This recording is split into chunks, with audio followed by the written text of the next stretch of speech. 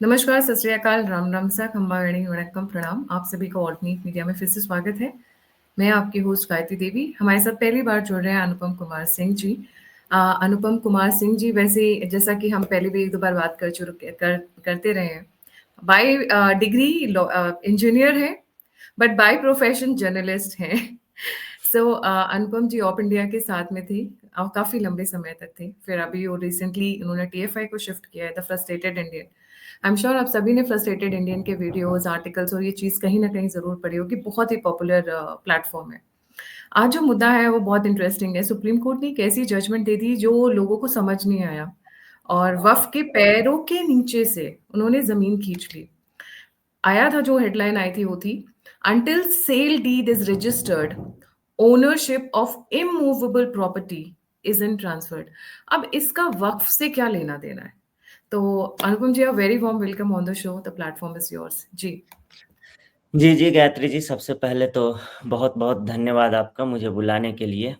और ये चूँकि जो टॉपिक है वक़्फ़ का अभी काफ़ी चर्चा में भी है और कुछ दिनों बाद जैसे ही जेपीसी में हम देख रहे हैं कि कैसे वहाँ पे सिर-फुटअव्वल भी हो रहा है और वहाँ से जैसे-जैसे जो है कुछ सामने आएगा, संसद में फिर से ये बिल आएगा, तो फिर से वक़्फ़ पे जो है काफ़ी चर्चा होगी। लेकिन सुप्रीम कोर्ट का अभी जो जजमेंट है, सुप्रीम कोर्ट ने जो कहा है ये संपत्तियों को लेकर, तो उसके बारे में मैं थोड़ा-सा शुरुआत में थोड़ी-सी चीज़ों को थोड़ा समझाना चाहूँगा। देखिए, अब क्या है कि ये ट्रांसफर ऑफ प्रॉपर्टी एक्ट एक कानून है। उसका ट्रांसफर ऑफ प्रॉपर्टी एक्ट का सेक्शन 54 जो है, वो कहता है कि किसी भी ज़मीन को सिर्फ़ अपने स्वामित्व में ले लेना और उसके बदले रुपए दे देना। ऐसा कर देने से जो है ना, वो संपत्ति जो है आपकी नहीं हो जाती है। मैं अभी जैसे कह दूँ कि ये आपकी ज़मीन है, मैं आपको पैसे दे रहा हूँ और आप जो है ये ज़मीन मुझे दे दीजिए। मैंने उस ज़मीन पे घर भी बना लिया, 10 साल हो गए मैं आराम से रह रहा हूँ। आप भी इससे एकदम ठीक है कि चल भाई कोई दिक्कत नहीं है, मैंने तो पैसे ले लिए हैं। लेकिन फिर भी मैं इस ज़मीन का मालिक नहीं हो सकता हूँ। अब क्यों नहीं हो सकता हूँ? इसका कारण ये है कि आपको सेल डीड जो कहते हैं वो रजिस्टर करना ही करना होगा, तभी ये संपत्ति जो है वो आपकी होगी। ये एक सामान्य ये गाँव से लेके शहरों तक जो भी लोग हैं जो संपत्ति की खरीद-बिक्री करते हैं, उनको बहुत अच्छे तरीके से पता है कि ज़मीन कैसे बेचा और खरीदा जाता है, ये एक सामान्य प्रक्रिया है, यहाँ पर गाँव में, शहरों में, हर जगह पर। अब क्या है कि अब ये सेल डीड रजिस्टर कहाँ पे होती है? मैं वक़्त पे आऊँगा मैं, लेकिन ये थोड़ा-सा मैं बताना चाह रहा हूँ। ये सेल डीड जो है वो इसे राजस्व विभाग यानी रेवेन्यू डिपार्टमेंट जिसको हम लोग कहते हैं, उसका सब रजिस्ट्रार होता है उसका एक अधिकारी, उसके दफ्तर में इस सेल डीड को रजिस्टर कराया जाता है। अब देखिए, अगर रजिस्ट्रेशन नहीं होगा तो क्या होगा? तो फिर उस संपत्ति का जो स्वामित्व है, वो उसके पूर्ववर्ती मालिक के पास ही होगा। यानी आपने भले ही मुझे ज़मीन बेच दी, लेकिन अगर सेल डीड रजिस्टर नहीं है, फिर भी उस संपत्ति की मालिक आप ही हैं। ये जो है सो कि प्रॉपर्टी लॉ एक तरीके से कहता है। अब देखिए, अब सुप्रीम कोर्ट ने अभी जो कहा है, वो भले हमें लग रहा हो कि कुछ नया या कुछ ऐतिहासिक कह दिया है, लेकिन वो सिर्फ़ उसी बात को दोहराया गया है, जो ऑलरेडी परिभाषित है प्रॉपर्टी लॉ में। और इस देश में जो प्रॉपर्टी से जुड़े जितने भी कानून हैं, उनको स्पष्ट होना बहुत ज़रूरी है। इसका कारण कि 50,000 तो केवल रियल एस्टेट के मामले जो हैं, वो हमारे यहाँ पड़े हुए हैं। और 50,000 ऐसे मामले पड़े हुए हैं और लाखों मामले जो लैंड डिस्प्यूट के हैं, वो पड़े हुए हैं अदालतों में। ऐसे तो अदालतों में करोड़ों मामले पड़े हुए हैं, पेंडिंग हैं। उसके बावजूद भी जो प्रॉपर्टी लॉ है, उसके हिसाब से देखें तो। अब देखिए, इनमें से कई मामले तो 30-30 साल पुराने हैं। अब आते हैं यहाँ पे वक्फ बोर्ड जो है वो कहाँ आ जाता है इस पूरे सीन में, ठीक है? कोर्ट ने कह दिया कि सेल डीड रजिस्टर करो तभी जो है आपका ने संपत्ति बेची है ये माना जाएगा और किसी ने संपत्ति खरीदी है वो माना जाएगा। अब रही बात वक्फ की, तो वक्फ की संपत्तियाँ जो है वो प्रॉपर्टी लॉ से गवर्न होती ही नहीं है। इस देश की एक विडंबना आप थोड़ी-सी ये समझ लीजिए। वक्फ की संपत्ति को प्रॉपर्टी लॉ से एकदम अलग कर दिया गया और जो वक्फ कानून हम कह लें कि ये 1995 में जो उसको रीऑर्गेनाइज़ किया गया वक्फ कानून को, उसके तहत कहा जाने लगा कि अब जो वक्फ की जितनी भी संपत्तियाँ हैं, वो राज्यों के जो वक्फ बोर्ड होते हैं, बिहार का अलग होगा, यूपी का अलग होगा, एक तो इनके शिया सुन्नी बोर्ड अलग होते हैं, ऊपर से ये वक्फ बोर्ड भी होते हैं, और सबसे बड़ी बात कि इन सबको संवैधानिक मान्यता है। संविधान में किसी मंदिर, किसी पुजारी, किसी हिंदू बोर्ड को ऐसी कोई मान्यता नहीं है, लेकिन इनके ऐसे ऐसे जो बोर्ड हैं उनको है मान्यता ऐसी पूरी।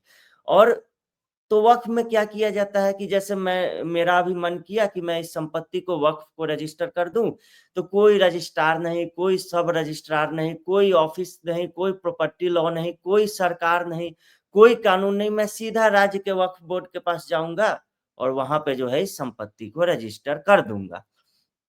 अब यहाँ देखिए, यहाँ तो ये सीधा से पूरा जो मामला है वो शरीयत बनाम भारत के कानून यानी शरीयत बनाम संविधान के टकराव का है।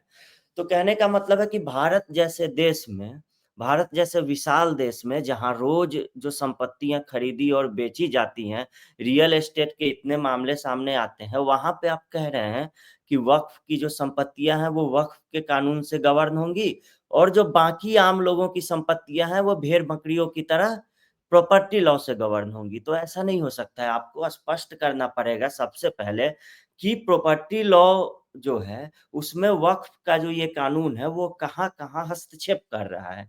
हमने जैसे देखा कर्नाटक में अभी क्या हुआ, कर्नाटक में तो वही हुआ ना भाई कि वहां पर 1500 किसानों के की जो जमीनें हैं उसको जो है वक्फ ने हड़प लिया एक तरीके से। फिर वो गए वहां पर, तेजस्वी सूर्या जो सांसद है मंगलुरु के, उन्होंने उन्हें सारी समस्या बताई कि ऐसी ऐसी बात है, फिर उन्होंने विरोध प्रदर्शन किया, तब जाकर जो है ये मामला ये सामने आता है। पिछले महीने अक्टूबर की बात है, आपको काडाकोल गांव का नाम है, सवानूर तालुका है।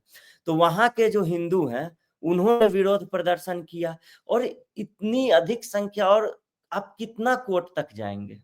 क्योंकि अभी मैं जिस बिहार से आता हूँ, वहाँ बिहार की राजधानी पटना में एक जगह है फतुहा नाम की, वहां पर जो है जो रेजिडेंट्स हैं वहाँ के वो हिंदू हैं अधिकतर, उनके घर के बाहर पोस्टर लगा दिया गया कि आपकी जो संपत्ति है वो वक्फ की है, कि आप अब अपनी संपत्तियां खाली कीजिए, अब वक्फ बोर्ड जो है वो इस संपत्ति पर कब्जा करेगा। फिर वो लोग वहां से हाई कोर्ट जाते हैं और न्यायपालिका की शरण लेते हैं।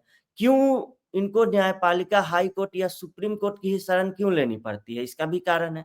इसका कारण ये है कि आप डीएम हो या एसपी हो या फिर रेवेन्यू डिपार्टमेंट हो, कोई भी हो, उसको वक्फ बोर्ड का ही आदेश मानेगा। कोई भी अधिकारी होगा वो आम लोगों की बात नहीं मानेगा।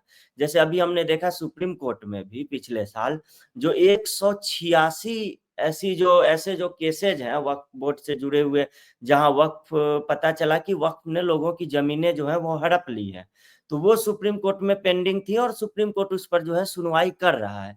लेकिन इसमें समस्या फिर वही आ जाती है कि आप वक्फ लॉ से चीजों को देखेंगे या फिर प्रॉपर्टी लॉ के चीजों के हिसाब से चीजों को देखेंगे।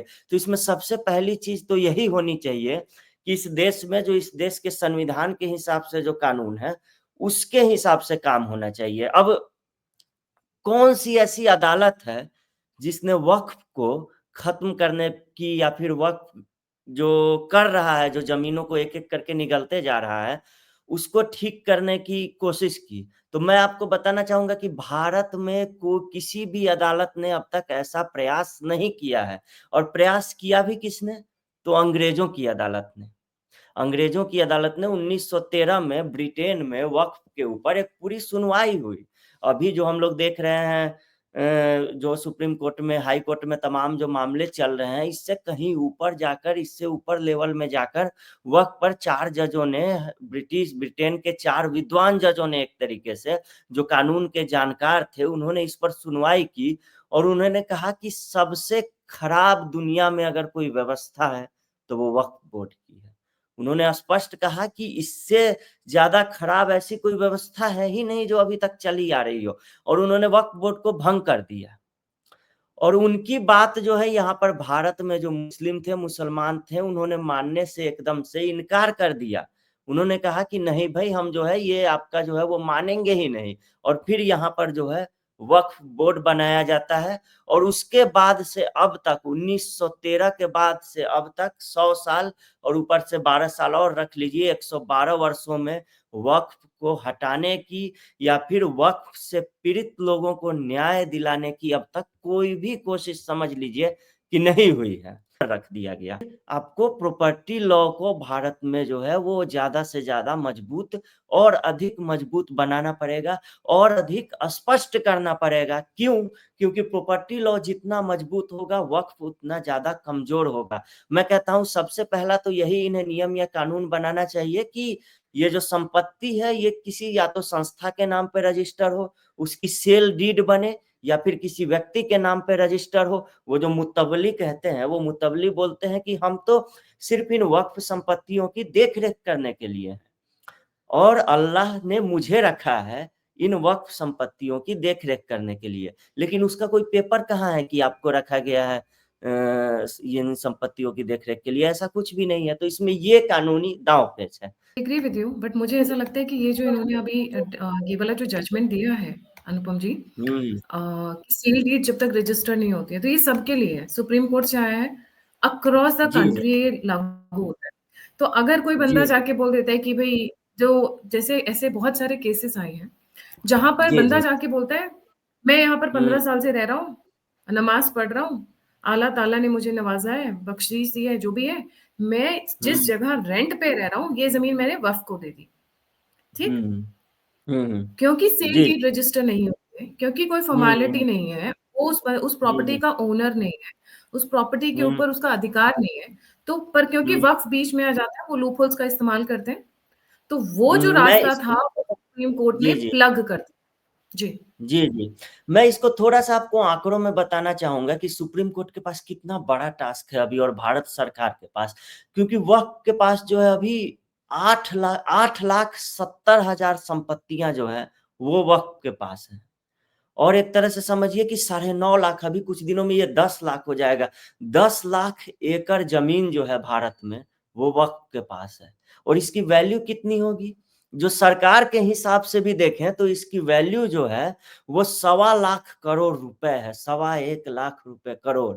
तो यानी अगर बाज़ार के हिसाब से देखें तो इसकी संपत्ति जो है 4-5 लाख करोड़ रुपए आराम से होगी। यानी भारत में जो है सबसे ज़्यादा वक्फ प्रॉपर्टी है पूरी दुनिया में। और वक्फ बोर्ड जो है उसने 3,56,000 जो है वक्फ के अपने एस्टेट, इसको कह लें जैसे रियल एस्टेट की तरह एक वक्फ एस्टेट भी है, वो उन्होंने दर्ज करके जो है वो रखे हुए हैं। अब आप बताइए, सुप्रीम कोर्ट ने जो ताज़ा फैसला दिया है, तो इसके मुझे लगता है कि आगे सिर्फ एक फैसले की आवश्यकता है कि वक़्फ़ जो है वो सेल डीड दिखाए इन सारी ज़मीनों की। इसी फैसले के आधार पर जो है सो कि जो सब रजिस्ट्रार हैं जितने भी भारत में और रेवेन्यू डिपार्टमेंट जो है राज्यों का, उसको सुप्रीम कोर्ट के इस फैसले को आधार बना के मैं बताता हूँ आपको। जैसे सुप्रीम कोर्ट ने कह दिया है कि सेल डीड अगर आपके पास नहीं है तो आप इस संपत्ति के मालिक नहीं हैं। इस संपत्ति का मालिक वही है पूर्व में इसकी संपत्ति जिसके पास थी। तो इस फैसले को आधार बनाकर भारत में जो रेवेन्यू डिपार्टमेंट है और जितने भी सब रजिस्ट्रार हैं, उन सब को वक्फ बोर्ड को तलब करना चाहिए और उनसे कहना चाहिए कि आप जो है जितनी भी संपत्तियां हैं उनकी सेल डीड है, आप मुझे जरा सा दिखाइए। और उनमें से जिनके सेल डीड है उनके तो ठीक है, जिनके नहीं है उन सबको सीधा बोला जाए कि ये जो है सो कि वक्फ की प्रॉपर्टी नहीं है। वक्फ से पहले इसका जो ऑनर था उसको ढूंढा जाएगा। अगर वो नहीं मिलता है तो फिर वो संपत्ति सरकार की होगी। तब वक़्फ़ की ज़मीनों को वक़्फ़ को ऐसे कर्टेल किया जा सकता है। मुझे उम्मीद है कि अगर सेल डीड ना दिखाया जाए, तो ये जो वक़्फ़ बोर्ड के को मैंने बताया कि इनके पास इतनी संपत्ति है, उसमें से 75% संपत्ति लगभग बिना सेल डीड के वक़्फ़ बोर्ड के अधिकार क्षेत्र से बाहर चली जाएगी, सिर्फ़ सुप्रीम कोर्ट के इस फैसले को अगर हम आधार बना लें तो। लेकिन इसमें वही पेंच है। इसमें पेंच वही है कि सबसे पहले सुप्रीम कोर्ट जो है वो सिविल कोर्ट्स को ये अधिकार दे दे कि वक्फ से जुड़े मामले अगर आपके पास आ रहे हैं तो वो आप सुनेंगे। क्योंकि अगर ट्रिब्यूनल कहेगा कि सुप्रीम कोर्ट के इस फैसले के आधार पे हम वक्फ से सेल डीड मांग रहे हैं फला जमीन की, फला गांव के या फिर इस शहर के जमीन की, तो फिर वो कहाँ पे जाएगा? वक्फ बोर्ड है, सीधा वक्फ ट्रिब्यूनल में जाएगा। और वक्फ ट्रिब्यूनल में उस सब रजिस्ट्रार को ही पेश कर होने को बोल दिया जाएगा और उसी से वहाँ का जो जज है वो उठक-बैठक करवाने लगेगा, फिर वहाँ क्या होगा? तो इसके लिए वही ज़रूरी है कि सबसे पहले तो ये काम शुरू हो पहले, कम से कम आप उनको तलब तो कीजिए। सुप्रीम कोर्ट ने फैसला दे दिया, इस फैसले के आधार पर हम एक्ट कर रहे हैं, अधिकारी कम से कम इतनी तो वो दिखाएँ तब इसमें नई समस्या खड़ी होगी, फिर नया फैसला आएगा, या फिर से सरकार जो है वो नया कानून कुछ न कुछ ऐसा लेकर आएगी कि वक्फ ट्रिब्यूनल्स जो है उनके मामले भी जो है उनको सिविल कोर्ट से नीचे कर दिया जाए। वक्फ ट्रिब्यूनल में जो फैसले दिए जाते हैं उन्हें सिविल कोर्ट में चुनौती दी जा सकती है। सिर्फ इतना करना है इसके बाद, और इस फैसले के बाद वो फैसला जब आ जाएगा, समझिए वक्फ की उल्टी गिनती शुरू हो जाएगी। जी बिल्कुल सही कहा आपने। उल्टी गिनती उनकी शुरू हो चुकी है। जब ये जी इन्होंने जी 1500 साल तमिलनाडु के मंदिर पे किया था, वहीं से मुझे ऐसा लगता है इनका उल्टा वक़्त शुरू हो गया था। जिस तरीके से वो वीडियो जी वायरल जी हुआ, लोगों ने फिर उसको उठाना शुरू किया, फिर इनकी जड़ें खंगोलनी शुरू की कि ये कर क्या रहे हैं। आज की डेट में if I am not mistaken जितने भी राष्ट्रवादी हैं, सबको पता है कि वक़्फ करता क्या है। हाँ, बताने की ज़रूरत उन्हें जो पॉलिटिक्स नहीं फ़ॉलो करते हैं, जो दूसरी साइड के लोग हैं या जो अनजान लोग हैं।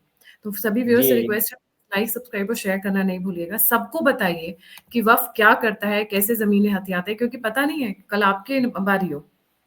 पता जी नहीं है जी कल जी आपके घर पर आकर बोल दें कि भई ये तो हमारा कब्ज़ा है, हम इसके मालिक हैं। हमें जी 1551 में हमें यहाँ पर आकर कोई नमाज़ पढ़कर हम्म चला गया था, तो ये आपकी ज़मीन है। Be aware, ji information share करिए, सबसे बड़ा भूमाफिया है। सुप्रीम कोर्ट की ये जजमेंट बहुत बड़ी और लैंडमार्क जजमेंट है। We should keep a tab on this. जाने से पहले लाइक, सब्सक्राइब और शेयर, और अगर आप कंट्रीब्यूट करना चाहते हैं तो नंबर स्क्रीन के ऊपर है, आप फीडबैक देना चाहते हैं, मुझसे जुड़ना चाहते हैं, तो सभी के सभी लिंक्स डिस्क्रिप्शन बॉक्स में। इसी के साथ जय हिंद, जय श्री राम, हर हर महादेव। जय श्री राम।